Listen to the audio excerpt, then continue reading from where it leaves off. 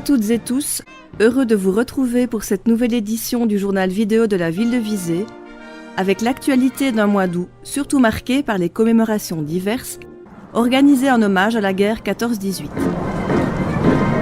Mais avant d'évoquer ce long chapitre, nous voudrions parler de l'ultime inauguration de l'école de Devant-le-Pont. Celle-ci a vu, comme d'accoutumé, la participation de diverses personnalités et autorités, présentes pour célébrer la fin de la 3e phase des importants travaux qui ont métamorphosé cette école. Un bien bel établissement en tout cas. Autre inauguration, en quelque sorte, celle de la nouvelle équipe de football de l'X. Staff et équipe ont été présentés lors d'une soirée barbecue organisée en la salle de la Renaissance et le moins que l'on puisse dire, c'est que l'ensemble a de l'allure. Champion de 4e provincial en 2014, l'URS Lix évoluera donc en 3e provincial pour la saison 2014-2015, avec pour objectif avoué de poursuivre la progression et passer à l'échelon supérieur. Et les choses débutent plutôt bien, puisque d'ores et déjà, le club lixois pointe dans le tout haut du tableau. Et d'en venir aux commémorations diverses qui ont marqué le mois d'août en capitale de la Basse-Meuse, avec tout d'abord celle qui s'est tenue le 4 août pour commémorer le centenaire du premier combat de la guerre, puisqu'on se souviendra que Visé fut aux premières loges au moment de l'invasion allemande. Un cortège s'est mis en route au départ de la collégiale, avec en serrant le 12e de ligne, qui combattit ardemment à Visé en 1914 du côté de Devant-le-Pont.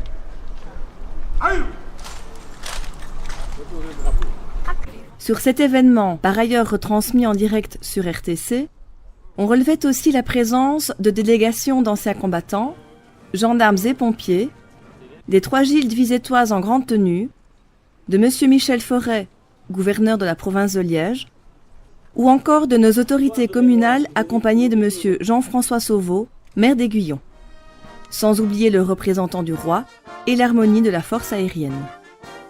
Ainsi constitué, le cortège s'est rendu successivement sur 3 monuments pour y déposer des gerbes de fleurs et rendre hommage avec respect, à commencer par celui du roi Albert Ier, entre les remparts des arquebusiers et des arbalétriers. Nouvelle halte quelques centaines de mètres plus loin, au niveau de la poste, sur la place Reine-Astride, pour honorer la bravoure de Jean-Pierre Thill et Auguste Boucaud, les 2 premiers gendarmes tombés au front en 1914. On notera la présence émue de membres des familles des défunts.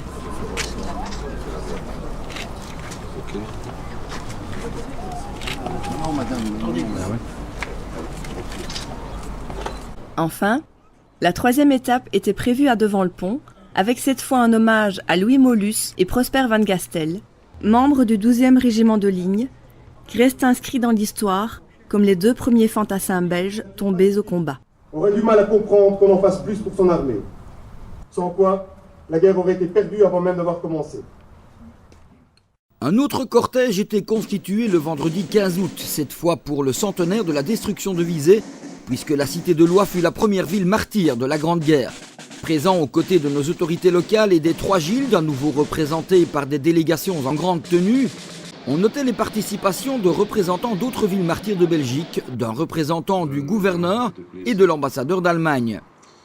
Cette fois, c'est du côté de la place des déportés que les choses se déroulaient avec l'inauguration d'une sculpture érigée en la mémoire des déportés de Visé en 14-18 et sur laquelle on peut lire « Un arbre d'orientation pour une société qui oublie volontiers ses repères ».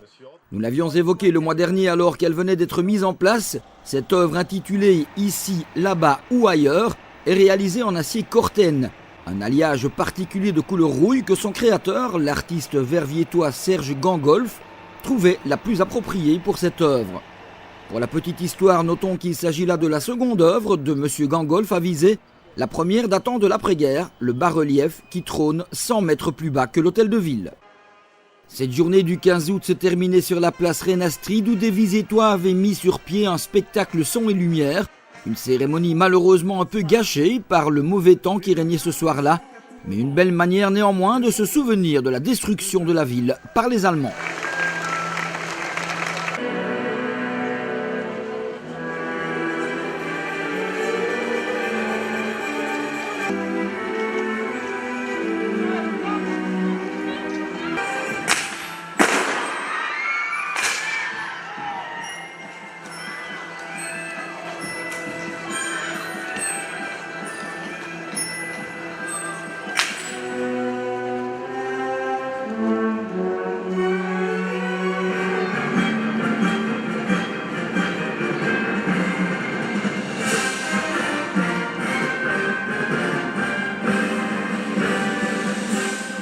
Commémoration et hommage toujours, cette fois de la part de la Compagnie royale des anciens arbalétriers, qui a profité de sa traditionnelle fête-Dieu du deuxième dimanche d'août pour se rendre en défilé et en grand uniforme au monument de la Poste pour y déposer une gerbe en la mémoire de Jean-Pierre Thill et Auguste Boucaud.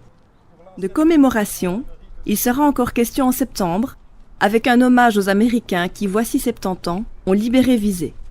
Nous en parlerons dans notre prochain journal. D'ici là, portez-vous bien et merci pour votre fidélité.